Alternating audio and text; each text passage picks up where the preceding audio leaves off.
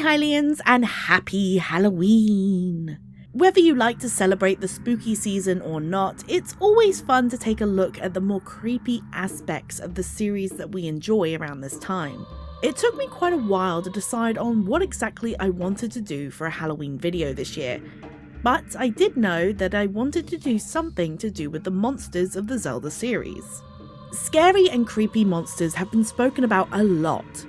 Re-Deads, Wallmasters and Dead Hand are always at the top of the list though. So I thought I would try something a little different, and talk about some of the more underrated and more forgotten horrors of Hyrule and lands outside the kingdom. Because of these creatures not being the most popular picks for creepy enemies in the series, it does mean that they're likely to be a little bit more subjective, but I think you'll be able to see and understand why I've picked the ones I have. And don't worry if you was hoping to see me talk about those more classic creepy creatures, as I do still plan to talk about them another time. Before we get into the spooks though, let me just remind you that I am super close to 10,000 subscribers, an absolutely crazy achievement that I'm now hoping to get to before the end of the year. So if you do enjoy this video and want to help me out and check out more of the content from me, it would mean so much if you could subscribe along with liking and hyping the video. They really just keep adding more for us to talk about, don't they? Anyway, let's not waste any more time and take a look at some of the more creepy and underrated enemies in the Legend of Zelda series. It only feels right to start this with an enemy that has been around from the very start of the series, something that has since gone on to appear in a large majority of the series games. It may not look frightening at first, but when you really take a moment to think about what it does to attack, it becomes quite disturbing. And that enemy is the Like-Like. The Like-Like is a very well remembered enemy in the series, its most recent appearance coming in Tears of the Kingdom, so it's always surprised me a fair bit that it's not spoken about as much when it comes to creepy creatures in the series. Like-Likes have a strange yet simple design, looking somewhat like a large worm, or like what my sister described, a big sea cucumber. Still, the way their bodies move is definitely not pleasant, and I've never liked how they slowly shuffle towards you. The design though, while unpleasant, isn't what makes them creepy in my eyes. Probably the most iconic thing about these monsters is that they can take your shield and tunic from you if you get caught by them. And I think it's because of this being such a well-remembered thing about this enemy that we forget what these things are actually trying to do. They're trying to eat and digest you very quickly. The Like-Like will suck you into their mouth and instantly start chewing, and will quickly eat you if you're unable to wiggle free. These things can also be very big. It's not always the easiest to tell, especially from the top-down games, but Like-Likes can easily be the same size, if not bigger, than Link in many games. It also seems that the Like-Likes evolve or change to their surroundings over time to lure more people in, and we can see this quite clearly with the Rupee-Likes. This variant has a rupee attached to an antenna that will poke out of the ground, and if you get too close to the rupee, to go pick it up like any normal person, the Like-Like will quickly emerge from the ground and instantly swallow you. In gameplay, these things could be seen as pretty annoying, but taking a moment to think about what's actually going on, it definitely becomes very disturbing. We have never seen Like-Likes attack anything other than Hylians, so it's likely this monster feeds off of them. Definitely not something you want to come across as a normal person walking home in Hyrule. Undead enemies are fairly common in the Zelda series, but most of the time they're their own unique things. We don't really see too many common enemies in undead forms. The cursed Bokoblins from Skyward Sword though are one of those rare times that we do get to see this happen. Deep below the beautiful ancient cistern is an eerie underbelly where these cursed Bokoblins can be found. We're told by Fi that these Bokoblins were once living, but have been reanimated after their death through their hatred of the world. We see Bokoblins a lot in Skyward Sword, as they appear as the main enemy in practically every area on the surface, so finding this variant of them in the depths below the ancient cistern is pretty jarring. The skin on their bodies has turned a deep purple and began to rot and decay, One of their arms and one of their legs is now just bones. The area around their eyes is now very swollen, and the eye that you can still see is now just a bright glowing light in a dark void that is their eye socket. They also have a very large crack on the top of their head, along with a broken horn, possibly hinting at how they died. Skyward Sword does have a large focus on directional attacks, and it's very common for us to hit down on the enemy's heads with our sword. So this design could hint at just how much damage we are doing to these creatures when we attack them. Cursed Bokoblins attack in groups, and they move slowly, so the large amount of them is used to quickly overwhelm you. They move towards Link with their arms outstretched, like typical classic zombies. If they get too close to you, they will latch onto you and bite down hard to attack. As I said before, there's a good amount of undead creatures in the Zelda series, but seeing something like a Bokoblin return as a rotting corpse has always felt very creepy.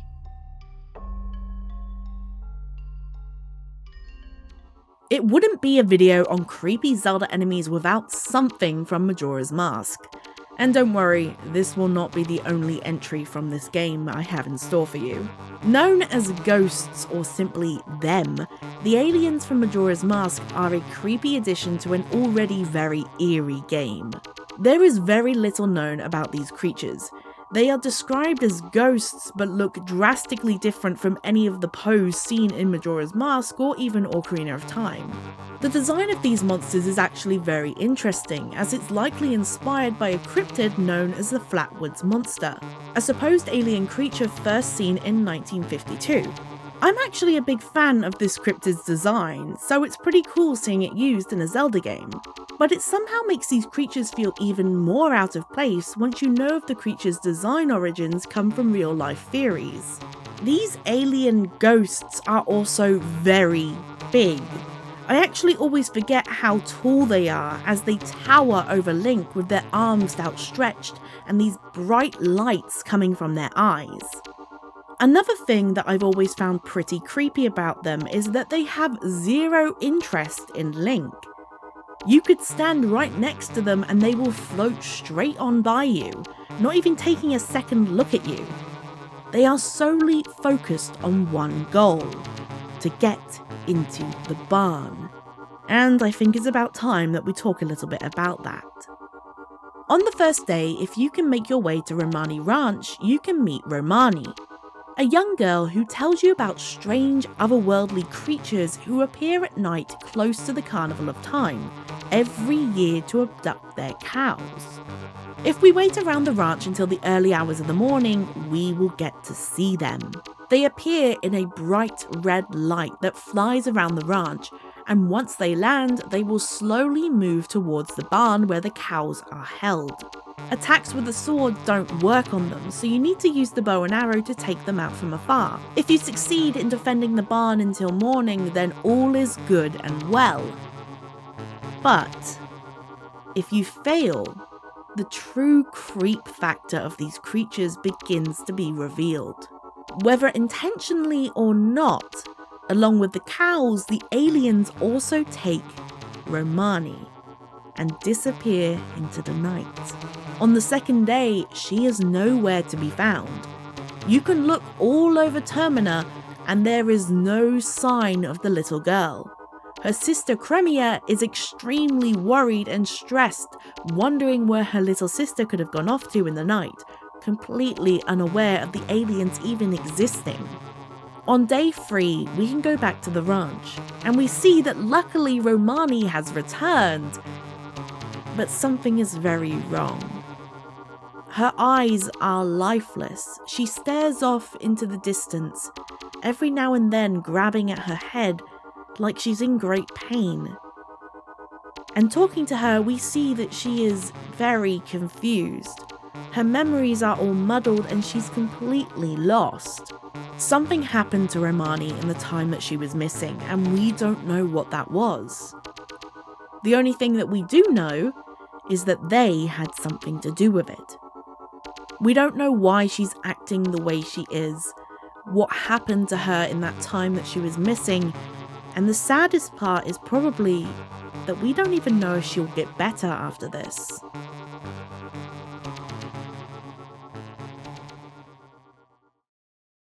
Out of all the Zelda games to pick from, I doubt many of you expected to see Triforce Heroes mentioned in a video on creepy Zelda enemies. But when thinking about ideas for this video, there were two creatures that I instantly thought of, and one of them is the Prankster Poe. Admittedly, when it comes to the way that these guys work in gameplay, they are more annoying than anything else. Quickly flying up to you, grabbing you and throwing you off a ledge into the pit below. It's pretty difficult to keep them from grabbing you or your teammates, and yeah, with this being Triforce Heroes where everyone's health bar is connected, it gets pretty stressful when everyone is being thrown off the platform and the group health is quickly falling. The thing that made this enemy stick out to me was its design. It's a ghost, but it looks just like Link. Why? Why does the ghost look like our hero? Ghosts and Poes have turned up in many games in the series and had many different designs, but they've never looked like this before. It's so strange to see essentially a dead Link. But along with it being creepy to see a dead version of Link as an enemy, its design also just feels off. It's definitely Link, but something is a little wrong. Outside of it, well, being a dead version of Link. Once you look a little longer, you realise that its arms are just a little too long, and its face looks hollow, two large black holes where its eyes should be. As I said, it's very eerie to see a ghost of our hero, and with no explanation as to why these Poes look the way they do, it definitely makes them more creepy. Perhaps they have some connection to the multiple Links of this game, or maybe even the doppels found in the single player mode. No matter what it could be though, these enemies definitely left an impression on me after my first time encountering them. Wall Masters and Floor Masters are a classic creepy enemy in the Zelda series, something that we have all had our own experiences with. And it definitely seems that hand-themed enemies are popular in the series, especially with the newest addition, the Gloom Hands in Tears of the Kingdom. But those are not what I want to talk about today. The Dexi Hand from Majora's Mask is perhaps the most forgotten hand enemy in the series, and it's always been one that freaked me out. Appearance-wise, the Dexi Hand is most similar to the Wall Masters from Wind Waker and the Gloom Hands from Tears of the Kingdom. Not just because they're disembodied hands, but because they're also attached to an arm. Something we don't always see with Wall Masters and Floor Masters. What makes them a little different from the other armed hands that we see though, is that they're not a part of some massive gloom or coming out of a black hole. They're just attached to the environment around them as if they're growing on it. The Dexi Hands also have something never seen before in any other type of Wall Master, and that is that these monsters are aquatic. Only being found underwater, primarily in Termina's Great Bay Temple where they can be found latched onto pipes in the building. Being found underwater, they have a design that helps them blend into the environment around them. They are a light teal colour with 4 fingers, each with a yellow fingernail, and they look to be almost made of seaweed, especially in the original N64 version. It becomes pretty easy to be grabbed by them while swimming around the temple, due to not instantly being able to see them all the time. And if you do get grabbed by them, they'll quickly start flinging you around, as they hold on tight to you before they've had enough and they throw you away. They can be found in a lot of locations where you might not instantly see them, like in small, narrow waterways, making it hard to get past them without fighting them off first. Luckily for us though, if we do see them before they grab us, they are pretty easy to take down, only taking 1 or 2 hits to kill. While creepy, I still think the design for the Dexi Hand is very cool. It's definitely inspired by seaweed. Actually, it's almost as if they took the fear of getting tangled in seaweed and dragged below the waves into a creature. An eerie hand hiding in the seaweed just waiting to grab you and drag you below. It's definitely always surprised me how the Dexi Hand never came up in talks of creepy enemies, as Wall Masters are definitely spoken about a lot even with each different variant of them from different games. And with the Dexi Hand essentially being an underwater wallmaster, I always thought it would be more popular when it came to talking about creepy creatures. Phantom Hourglass has a special place in my heart, but it's definitely not a game I think about when I think of creepy creatures or moments. While something like the Phantoms are stressful, they're not exactly scary or creepy. But there was something in this game that definitely fills that role for me. On our adventure, we finally get to the Ghostship and hope that we can finally save Tetra. The place seems empty apart from the monsters on board, and it looks like we just need to fight our way to the end. That is, until we find a little girl crying into her hands. She seems a little bit strange with the way that she talks and how her face doesn't seem too emotive. But apart from that, she just seems like a scared little girl, another victim of the Ghostship. She tells us that she's the youngest sister of the House of Cubus, and that her 3 older sisters are also trapped on the ship, and if we could please bring them back to her. Link, being the kind-hearted hero, obviously agrees to help, and goes off to find the other sisters. But with each new meeting, something feels a little bit more off with these little girls. They tell you to do things that they say will help you, but in the end make the trek back through the monster-infested ship harder and more dangerous. After finding the other sisters and bringing the girls back together, things get more sinister. They seem mad at you for actually being able to reunite them all. Eventually, they lead you out onto the deck of the ship, where it's revealed these little girls are demonic monsters, with large smiles and bright orange eyes. The diabolical Cubus Sisters are a new take on the classic Poe sisters from Ocarina of Time. But this time, I feel the whole lead up and characterization of these characters so much more creepy. The Poe sisters really weren't much outside of being Poes with different designs. With the Cubus Sisters though, we actually get to talk to them. They try to play the part of the poor scared little girls, but the mask just doesn't quite fit. Something is always off about the way that they act. And speaking of masks, while I don't know if it's intended or not, their faces always reminded me of a doll mask, with the same copy and paste design for each of the sisters that doesn't change or even blink when they're talking to Link.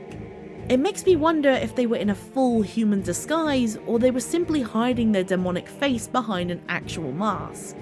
We also learned that they also had some involvement in Tetra's disappearance and her becoming a stone statue. I've always found it really creepy how these creatures didn't simply jump Link and attack him the first chance they got. Instead, they chose to play with him, leading him into an elaborate trap that by the time he likely realised what was going on, he could no longer escape, as that is when the sisters decided to attack. There are many creatures in Twilight Princess that could be considered creepy, but one of the creepiest and one I feel does not get spoken about as much as it should is the Shadow Kargarok. These things terrified me as a kid and still creep me out today, to be honest. But they are also a creature that I do feel is pretty cool looking. The Shadow Kargarok is a huge black bird-like creature that can be found around the Twilight realm and areas of Hyrule while they're cloaked in Twilight. Unlike the normal Kargaroks that have a normal bird head, the Shadow Kargarok looks like this. And I don't really know how to describe it. It almost looks like the real head of the bird has been removed, now leaving this black hole. The parts around the centre also move in a strange way, and I've always found that uncomfortable to watch. It just feels wrong. This creature's design being mostly black lends it to blend in pretty well with its surroundings. Even when flying around the Twilight sky, it can be very hard to see, and so it's common for them to almost sneak up on you. But luckily for us, they are pretty loud, so we can hear when they're coming. Unluckily for us, they sound like this. This distorted trumpet sound is so unnatural and wrong. It was definitely the creepiest part of this creature for me. As I said, it can be very easy to not see the Shadow Kargaroks in the dark, and so walking around and suddenly hearing this horrible sound come from right behind you is definitely terrifying. These things also like to be found in groups, and so you will commonly have fights with the Shadow Kargaroks while others are also flying around, leading to this sound being played almost constantly. When talking about the Prankster Poe, I mentioned how when I thought of this video, there were two enemies that instantly came into my head for it. One obviously being the Prankster Poe itself, and the other was the Bio Deku Baba. The Bio Deku Baba is a Deku Baba variant found underwater, and if you watched my Echoes of Wisdom Let's Play, you would have definitely seen my many reactions to finding them while swimming around. Swimming in the deep, dark water and suddenly finding a mouth of sharp teeth sent shivers down my spine. But as much as the Echoes of Wisdom Bio Deku Baba freaked me out, it's not the version of this enemy I thought of. No, that would be the Bio Deku Baba found in Majora's Mask. Majora's Mask's Bio Deku Baba, like the Dexi Hand, can be found primarily in Termina's Great Bay Temple. They look like normal Deku Babas, just with an extra set of stems that look like arms, and are found hanging on the undersides of lily pads. This can be pretty jarring as you'll be swimming around underwater a lot, and so they will be above you, unlike them normally being on the ground level to you. They are Deku Babas though, so it's not too hard to cut them down, especially with Zora Link's boomerangs. But as you cut them down, you realise it doesn't completely vanish like the other enemies. The Baba head floats down and rests on the floor for a moment. And then it does this.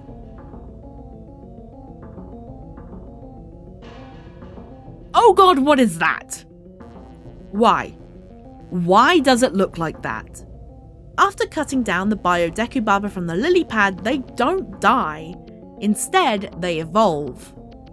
The extra stems turning into long, spindly legs, and somehow they also now grow eyes, which are attached to new stalks on the top of the original Baba head. Its appearance becomes much more bug-like, and it's so different from anything that we've seen with the Deku Babas before or since in the series, that especially when first encountering this creature, it's definitely a shock. After transforming, they also get a little stronger, now taking a couple hits to kill. And so, if you cut down multiple of the Bio Deku Babas hanging from above at the same time, you now have to deal with multiple of these things running after you in the water.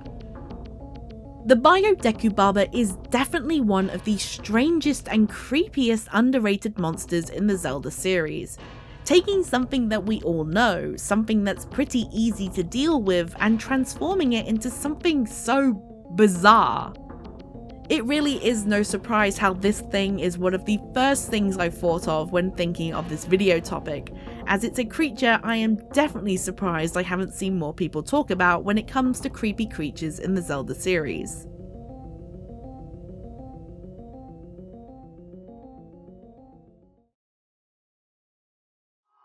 And so those are my picks for some enemies in the Zelda series that I feel are creepy but do not get talked about as much as I think they should. Like I said at the start, this list is likely going to be more subjective as they're not the popular picks for creepy enemies in the series. So please let me know what you think of the creatures I picked, and also do tell me some monsters in the series that you think are creepy and underrated. Thank you all for watching to the end of today's video. I hope you've all enjoyed. If you have enjoyed, don't forget to give the video a like, as they are the quickest and easiest way to show me that you do enjoy the content I create. And if you are new around here, don't forget to subscribe to help me reach 10,000 subscribers. It would really mean so much.